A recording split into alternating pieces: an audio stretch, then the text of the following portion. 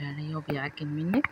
تعالى اقولك ازاي تعمليه من غير ما يعجن منك ويبقى احلى طبق رز هتاكليه بالشعرية. مفلفل الرزاية برزاية، الشعرية مستوية ولونها جميل. تعالي معايا كملي الفيديو ان شاء الله هيعجبك، وانا عارفه انكم كلكم شطار وبتعرفوا تعملوه، بس في بنات الرز بيعجن منها وفي خطوات كده هي ما تعرفهاش. اول حاجه يا بنات هتحط الزيت قد كميه الشعريه اللي انت هتحطيها، لازم الشعريه تكون متغطيه بالزيت، ده نجاح.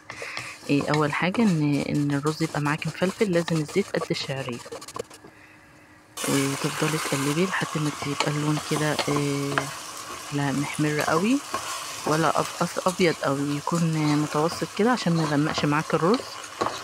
وتفضلي ان انت تديله تحميصه كده مع الشعريه على النار كده، تفضلي تقلبي فيه كده في الزيت شويه، تديله تحميصه كده في في الحله بتاعتك، وتديله تحميصه مع الشعريه في الزيت انه يشرب زيت. ده نجاح برضو الرز معاكي بالشعريه، بيتشرب الزيت معاكي وبيتشمع. ده نجاح برضو ان الرزاية ما تفكش منك ويتمرق منك او يبقى مرق منك او معجن.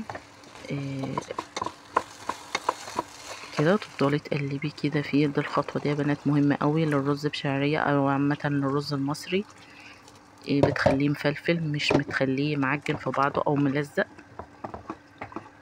وتحطوا له معيار الرز يكون مظبوط يا بنات. عيار الرز المصري لازم يكون المية مظبوطة، ما يكونش كتيرة، لانه طبعا بيبقى شارب ميه كتير، وده سبب برضو اساسي ان هو يعجن منك. شايفين الرزاية طالعة الرزاية برزايتها ازاي، مفيش تعجين، مفيش تلزيق، كل حاجة ما شاء الله زي الفل. وهتاكلي احلى طبق رز لو عملت الخطوات اللي انا قلتلك عليها دي. تاكلي بقى الطبق الرز بشعرية ده جنب اي حاجة انت بتحبيها، خضار، لحمة، فراخ، سمك. احلى طبق رز بشعرية تاكليه لو عملتيه بالطريقة اللي انا قلتلك عليها دي.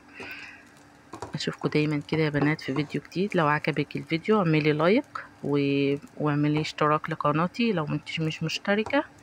ولو عندك واحدة صاحبتك رزها بيمرق منها وريها الطريقة دي وتعمل زيها ان شاء الله.